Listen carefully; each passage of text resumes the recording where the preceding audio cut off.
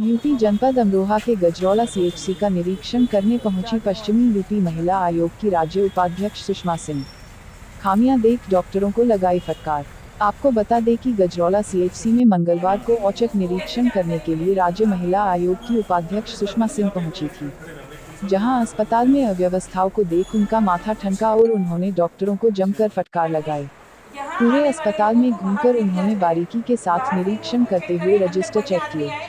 महिलाओं की डिलीवरी के दौरान रखे जाने वाले खास ध्यान के बारे में पूछते हुए उन्होंने गर्भवती महिलाओं के डिस्चार्ज के बारे में पूछा तो महिला डॉक्टरों की लापरवाही देख फटकार लगाते हुए कहा कि आइंदा किसी भी गर्भवती महिला को 24 घंटे से पहले बाहर भेजा तो मैं अस्पताल से डॉक्टरों को बाहर का रास्ता दिखाऊंगी। इसके साथ ही अस्पताल में मौजूद मरीजों के मास्क न लगा देखने पर सीएमओ और चिकित्सा अधीक्षक को फटकार लगाते हुए बिना मास्क नो एंट्री का बोर्ड लगाने की बात कही।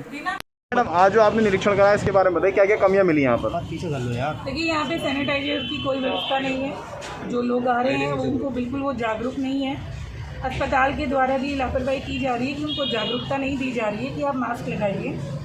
और जो व्यवस्थाएं हैं, काम हो रहा है, लेकिन काम को जो एक सुचारू ढंग से करने की व्यवस्था होती है, अगर उस तरीके से किया जाए तो लोगों में एक जागरूकता भी फैलेगी और साथ में उनको एक चीज़ की अहमियत भी पता लगेगी। अगर मास्क नहीं है और आप टीकाकरण करवाने आ रहे हैं तो उसकी वजह से आप कोविड से नहीं बच सकते हैं। सबसे पहले आपको 2 गज की दूरी, मास्क जरूरी, बार बार हम लोग ये बात बोल रहे हैं। तो मास्क लगा के अगर आप आते हैं टीकाकरण करने, आकर यहाँ सैनिटाइज करते हैं और जो सैनिटाइज कर रहे हैं, जो टीकाकरण कर रहे हैं, उनके पास भी सैनिटाइज़र होना चाहिए, क्योंकि वो बाहर से आए हुए व्यक्ति को जब टीकाकरण करते हैं उनके कपड़ों पे हाथ लगाते हैं, इंजेक्शन लगा रहे हैं, तो उनको भी इस बात का ध्यान रखना है कि हम बार बार सैनिटाइज करें चीज़ों को।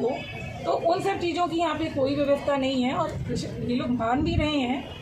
मेरा ऐसा इनको निर्देशन है कि आप अस्पताल में जो भी आए, अगर वो बिना मास्क का है तो आप उसको मास्क पहनाइए, उसको जागरूक कराइए। और जो टीकाकरण करने के लिए आए हैं, तो जो ऑनलाइन रजिस्ट्रेशन के माध्यम से नहीं आए हैं 44 साल से नीचे के लोग, तो उनको आप ये बार बार समझाइए कि ऑनलाइन के माध्यम से और 1 तारीख के बाद आप लोगों की व्यवस्था है कि आप किसी भी समय आएंगे तो ऑन स्पॉट होगा। रजिस्टर में भी हम लोग ये चाहते हैं कि सभी प्रकार का डाटा हो, क्योंकि जो वर्ग यहाँ पे रजिस्ट्रेशन कर रहा है उनको इतना तकनीकी चीज़ों का प्रयोग करना नहीं आता है। तो अगर हम मैनुअल डाटा भी रखते हैं और उस पर चढ़ाते हुए कहीं कोई मिस्टेक हो जाती है तो हमें इस बात की जानकारी रहेगी कि किस पर्टिकुलर केस में और कौन से दिन में हमसे जाने अनजाने में ये गलती हुई है।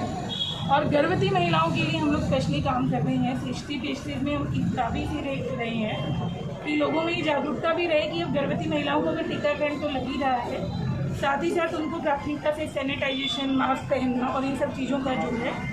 और अभी कोविड-19 के संक्रमण के कारण बहुत सारे हमारे परिवार ऐसे हैं जिनमें माता पिता दोनों या माता या पिता बच्चों ने खो दिए हैं, तो उनके लिए बाल सेवा योजना, मुख्यमंत्री बाल सेवा योजना चल रही है, जिसके माध्यम से 4000 रुपया देना तो सुनिश्चित हुआ है प्रति माह। लेकिन ऐसी बच्चियों और बच्चों के लिए एजुकेशन को भी लेके सरकार के द्वारा कार्य किया गया है। लड़कियों की जो एजुकेशन है वो जो है कस्तूरबा विद्यालय और जवाहर नवोदय विद्यालय के माध्यम से सुनिश्चित की जा रही है। और जो लड़कियां अगर वो पढ़ना चाहते हैं तो बाल संरक्षण गृह के माध्यम से हो रहा है। साथ में इनको एजुकेशन में तो टैबलेट देने की व्यवस्था की जा रही है। और अगर इनकी शादी होती है लड़कियों की खासकर, तो 1,01,000 रुपये सरकार के द्वारा दिया जाएगा।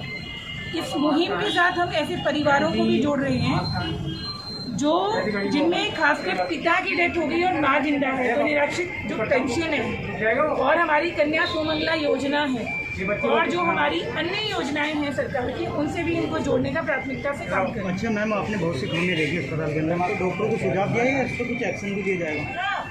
देखिए, मेरा व्यक्तिगत तौर पे ये मानना है कोविड-19 में डॉक्टरों के द्वारा बहुत काम हुआ है और आज भी हमें आगे आने समय में डॉक्टरों के साथ सहयोग करने की आवश्यकता है।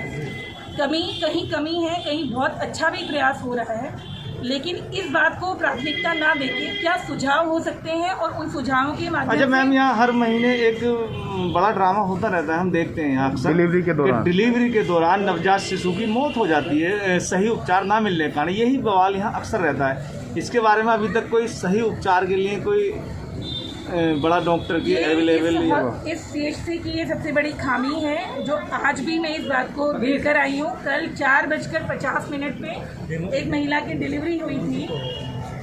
गवर्नमेंट नॉर्म्स में, मेडिकल नॉर्म्स में 24 से 48 घंटे डिलीवरी के बाद रखना मैंडेटरी है, और अगर कोई स्वतः जाता है तो उसे अंडरटेकिंग लेना हॉस्पिटल के प्रशासन का एक जिम्मेदारी बनती है। नैतिक आप किसी भी महिला को प्रेगनेंसी के बाद उसकी मर्जी से नहीं भेज सकते हैं, अनटिल अनलेस जो उसको एक शारीरिक रिपेयर की ज़रूरत होती है, आराम की ज़रूरत होती है, वो उसको समय पूरा अस्पताल के द्वारा सुपरविजन में होना चाहिए। और अगर उसके बच्चे के साथ कोई इशू है तो उसमें भी अगर वो हॉस्पिटल से जा रही है तो उसका इन और आउट अस्पताल के द्वारा सुपरवाइज होना चाहिए। इस प्रकार का यहाँ पे कोई वो नहीं है, महिला को भेज दिया गया है।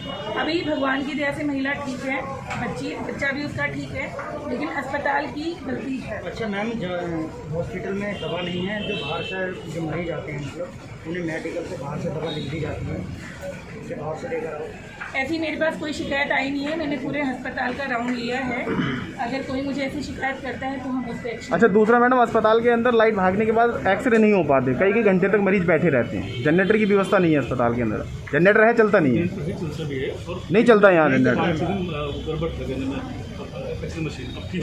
अगर आपके यहाँ पे कुछ ऐसा आपको लगता है, जैसे कि अपनी बिजली की व्यवस्था पे आपने कहा खराब है, जनरेटर, आप बड़ा चस्पा कर दीजिए कि 2 दिन बाद होगा। कम से कम आपके यहाँ पे आने वाले जो मरीज हैं वो बिना वजह 2, 3, 4 दिन चक्कर ना काटे ना।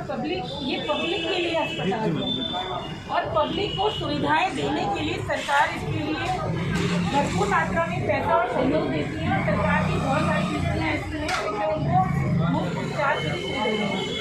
हमारे पास ऐसा कोई एक्सक्यूज नहीं होना चाहिए कि यहाँ आने वाला कोई भी व्यक्ति को दोबारा या तिबारा आना पड़े। आपके यहाँ पे कुछ भी चस्पा नहीं है।